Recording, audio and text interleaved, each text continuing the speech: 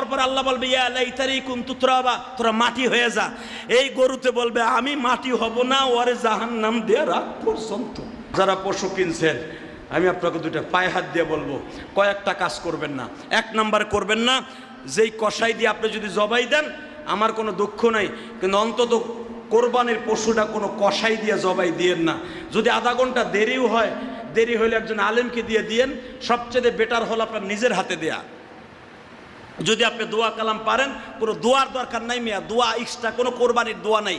হ্যাঁ, যদি এতটুকু পারেন আল্লাহুম্মা মিনকা ওয়ালাকা বিসমিল্লাহি আল্লাহু আকবার, আর ওয়ালাকা বিসমিল্লাহি আল্লাহু আকবার এতটুকু যদি না পারেন বিসমিল্লাহ আল্লাহু আকবার, কিন্তু দোয়াটা সহি হতে হবে।